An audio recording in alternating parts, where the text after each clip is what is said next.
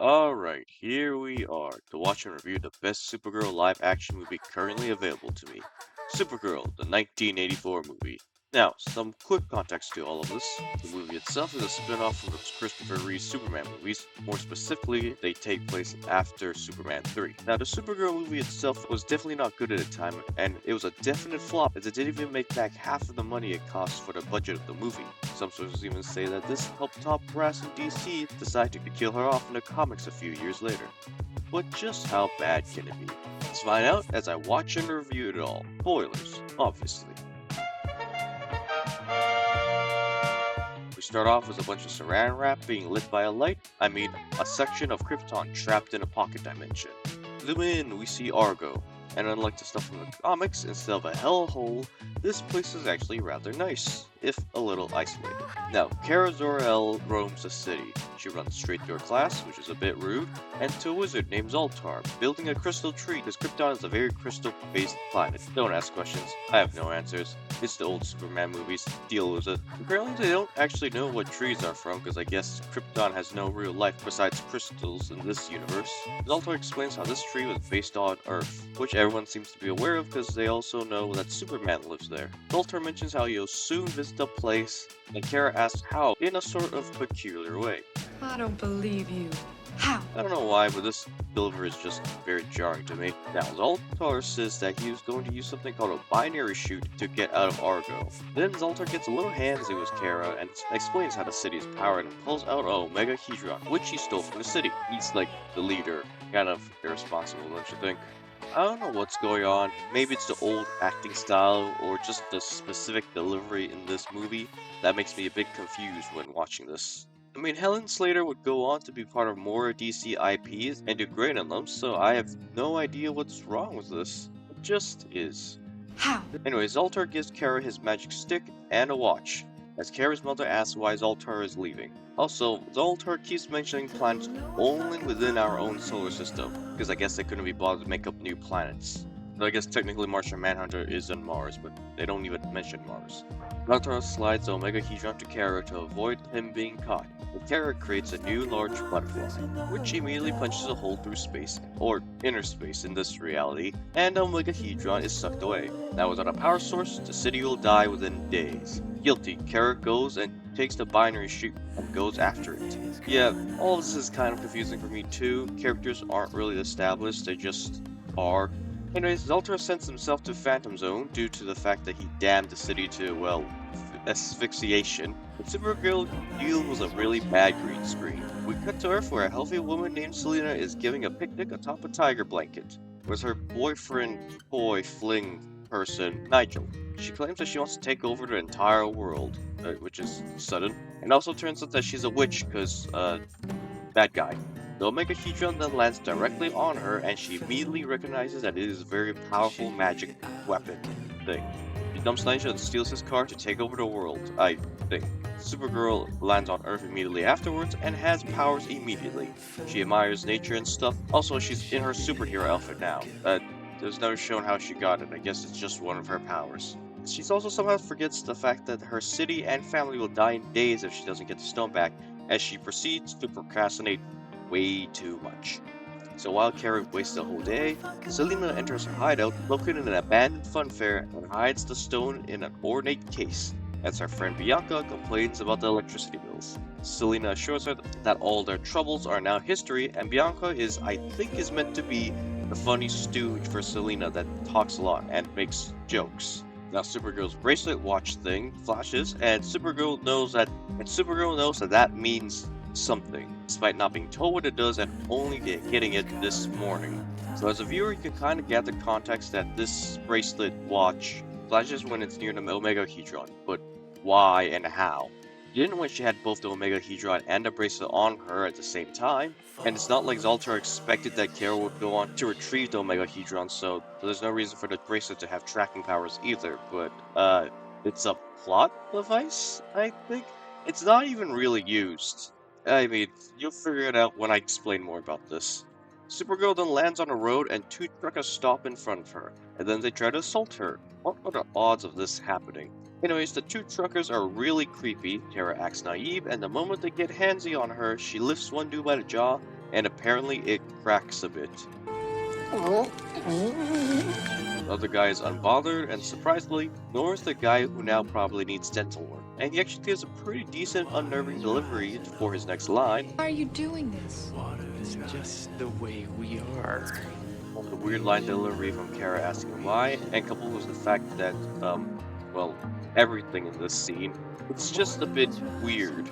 Anyways, Kara super grabs him through a fence, and the other dude is still somehow unbothered by all this and pulls out a knife.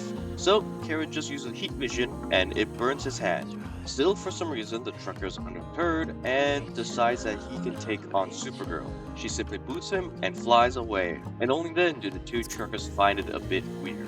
They then decide to keep everything to themselves, because they then do a gag of being embarrassed and decided to keep everything to themselves. Why was this played for laughs? Why did two truckers just decide to assault some random lady, and why were they so unbothered when that same lady had superhuman powers? No time to think, however, as Selina has a party and Nigel wants to know where the Omega Hedron is. And Selina explains that the party is filled with her soldiers, and she will take over the world somehow as she has the power.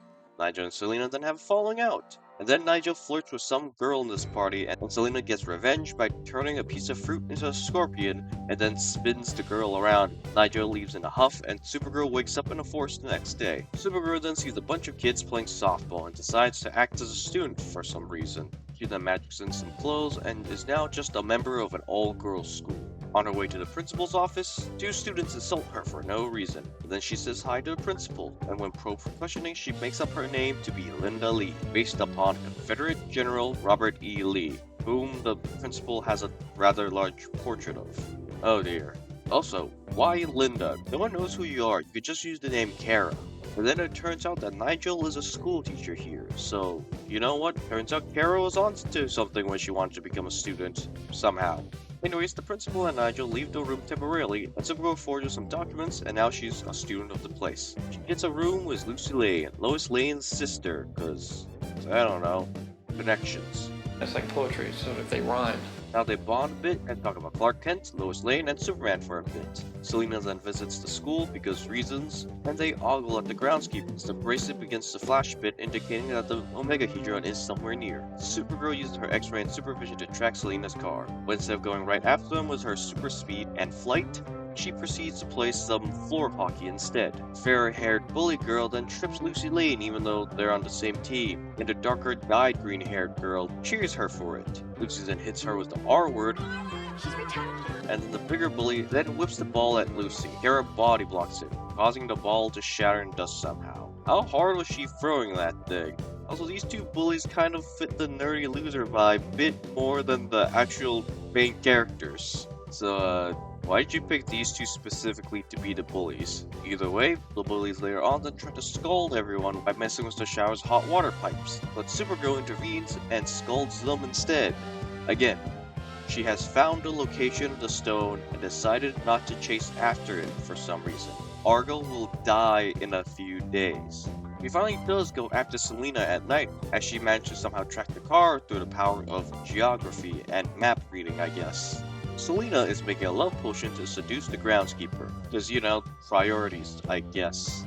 Ethan, the groundskeeper, is called to Selina's place under the false pretense of repair work, and Selina does some bad flirting, and Ethan is portrayed to be a bit of a himbo. He also doesn't know how to pronounce the word Selina. This is Selena? Not that I have much of a leg to stand on myself. Character Ryufe, Roof. I'm gonna pick one of those pronunciations. He gets struck with a love potion and passes out, and when he wakes up, he will fall in love with the first person he sees. Nigel visits Selina again, and the two are busy having a conversation as Ethan wakes up and staggers out of the fun park and out onto the streets. Selina uses a magic tracker to find him, and in order to retrieve him, he decided to use a massive construction vehicle to catch him. At the same time, Supergirl is hanging out with friends at a soda bar. Her blind's still gonna die very soon, by the way. Need I remind you? And then they meet up with Jimmy Olsen from the Superman movies. Kara spots Ethan stumbling around just as a massive excavator tries to close in on him. How is this supposed to safely catch him? Well, somehow it does, as the excavator catches Ethan at the same time, destroying half the street. Lucy jumps into the battle with the magic vehicle as the town continues to be destroyed. Kara then turns to Supergirl to save the day, freeing Ethan and leaving Lucy unconscious to crash into a building. For some reason, apparently the digger was where the brain was located on this vehicle, as once Kara ripped that piece off, it just stopped rampaging. Ethan then wakes up and sees Supergirl first, and thus falls in love with her and kisses her. So, like, she's a teenager, right? She goes to an all-girls school, and in the comics, she starts off as a teen who eventually grows up to a young adult. And the movie is definitely depicting her as a teenager, right? Ethan, on the other hand, he's meant to be a full-grown blue-collar worker adult at this point, right? And he's like in his 30s. What is this? Well, morals aside, Selena is jealous and thinks Nigel sent Supergirl to screw with Selena's love life because it's awfully convenient that Supergirl's somehow Nigel's student, isn't it? Also, Nigel really does nothing except stand around and complain a bit. He decides to get revenge on Supergirl by using the Omega Hedron, and summons a demon that's invisible because they want to save on budget, I guess. While I was watching this, I was actually rather confused because I just thought she summoned some sort of angry storm that was slightly sentient towards Supergirl. But no, turns out it's an invisible creature. So Supergirl lets another day go by with her family slowly dying from asphyxiation due to the lack of life support inside the city, and Supergirl proceeds to make out with herself. Demon Storm Monster then rampages towards Kara looking for revenge before Supergirl and her supervision, I guess, sees the creature. She gets slapped around a bit before she slays the beast with a lamppost. Selena's upset with her plans being foiled again. I think Supergirl is called a trap by a lady. The case holding Omega Hedron is now growing bigger. I guess it's absorbing some of the power as well. Supergirl finally uses the bracelet thing to try and track down Omega Hedron. He heads into the fun fair, and Ethan is there with flowers for some reason. He managed to find her. After some uncomfortable flirting passes, Selena uses magic on them, and now they find themselves stuck on a merry-go-round of doom.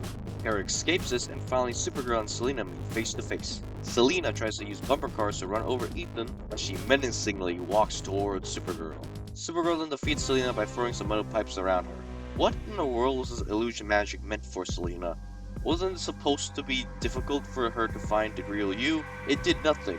I mean, granted, it was very easy to tell which one was the real you. Just look for the one that is opaque. Supergirl then saves Ethan by flying him to safety. Oh yeah, and of course, Bianca the Psychic is offering quips and talking about everything the whole time. Supergirl and Ethan fly off somewhere into the wild, I guess, as Ethan passes out from a spell cast by Selena. Supergirl then tries to revive him as a coconut. Not sure where she got the coconut, however, because this place is clearly not a place where palm trees grow. So Supergirl proceeds to feed Ethan in a very weird way. I think it's meant to be hot, but it's not. Selena then enlists the help of Nigel, and Ethan then proceeds to make out with, again, the canonical teenager for the second time. There really is also no romantic build-up between the two. She just saw him briefly at the softball game, and kinda thought he was cute, I think. He fell in love via drugs and somehow teleported into a fun fair, and then they decided to just start making out. The nonsensical Supergirl's love interests are not uncommon, I guess, but before the makeout session becomes any worse, Ethan is teleported away. Thank God. Once Nigel plays his part, Selena then zaps him away as well. Selena then spawns in a mountain into the middle of the city, and Supergirl goes to the top of it, where a massive castle is located, and Ethan is inside. Selena then traps Supergirl in the Phantom Zone because she knows that that's a thing apparently, and drugs Ethan again to make him fall for her. Stuck in the Phantom Zone, Supergirl falls into a tar pit to be fossilized. Nigel is now hobo because of magic, and Selena with magic powers, now queen of the city, I guess, with her big mountain base in the middle of the city, and an army of motorcycle men. She then sets in martial law, and Supergirl's friends arrange a protest and are arrested for it. Anyways, Alter, also inside the Phantom Zone, rescues Kara, and he does some more face tension. Why are all the male characters introduced in this movie acting so weird? Like, I guess it's meant to be a maternal pat on the cheek, which can be fine, but in this situation, the vibe that this guy gives me just makes me not want him to touch my face, please. Anyways, Zoltar then squirts in Kara's mouth. After a bunch of squirting, Kara convinces Zoltar to help her get out of here. And Jimmy and Lucy are now stuck in bird cages alongside Nigel. Selena then plans to take over all of North America, and the Omega Hedron box grows some more. Now you imagine maybe it was how the Dragon box keeps growing. Eventually the final fight will be how the Omega Hedron powers up the box to turn into this big mechanical, flying, angry dragon. That does not happen. So, stop imagining that. What does happen next is a rift opens up from the Dragon Box, and Supergirl is able to escape from it through the sacrifice of Zoltar. Selina has an ace up her sleeve and threatens to kill her hostages via falling on hot spikes. So Supergirl gets rid of them. So Selina just decides to free them instead. Not sure why, she clearly saw Supergirl destroy her traps beforehand. Selina then shoots the ground beneath Supergirl's feet, and Supergirl acts like she can't just fly away from this. And apparently she can't fly away from this, as she does indeed stumble to the floor.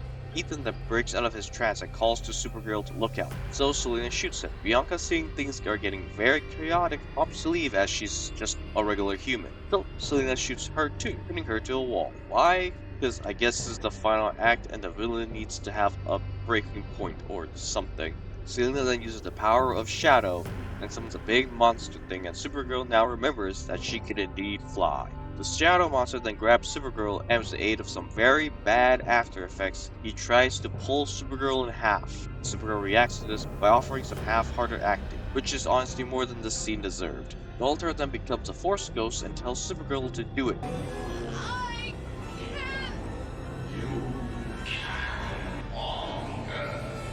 And then Supergirl finds the power to break free from the shadow monster, and Ethan closes the Omega Hedron case, stopping the power from being used anymore. Supergirl then flies around Selina, creating a tornado that launches her into the Phantom Zone.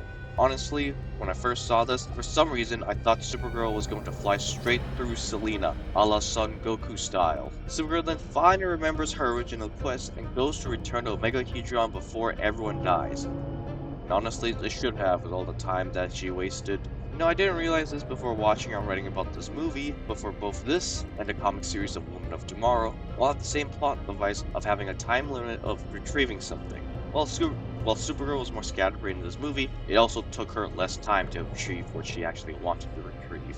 Which, now that I say it out loud, is quite the insult to the comic series, isn't it? But then again, as I said before, anything directly linked to the main protagonist in that comic series kinda sucked, so it tracks. Ethan is still in love with Supergirl because he was again drugged with a love potion, lest we forget, and Supergirl then flies into the ocean and somehow enters another dimension. What about the ship? The whole thing was the binary chute? Can you just boom tube your way into stuff?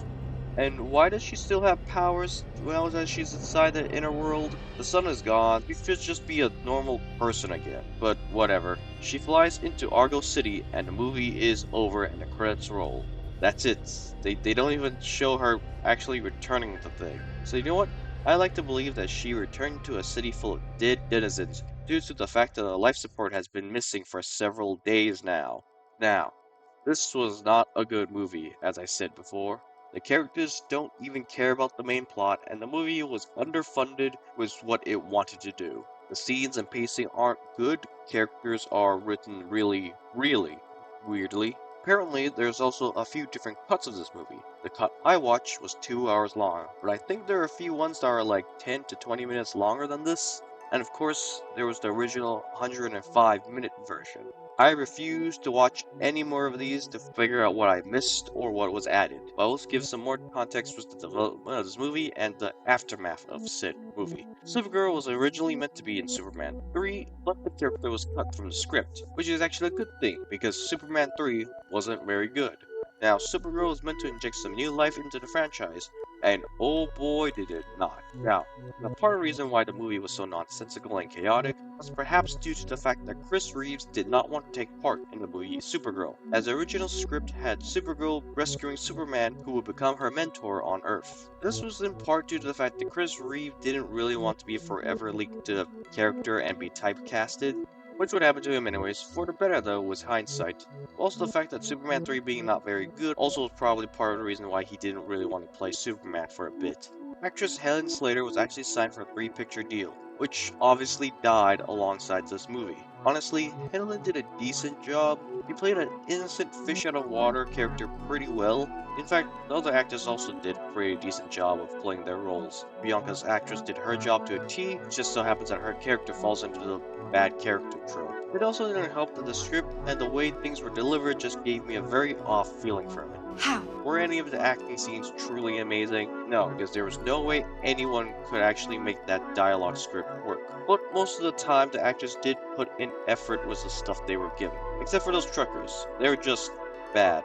And hey, at least Helen was able to find work in better DC media after this. But no matter how bad this movie was, it took me 3 separate sessions to be able to watch through all of this, by the way. I just could not handle the movie, which is funny because I think it only took me 1 session to watch the Star Wars Holiday Special. But then again, most of that was just music, so it was easy to endure. And besides, this still is the best live-action Supergirl movie for the past 32 years and counting, and nothing's been able to challenge it yet.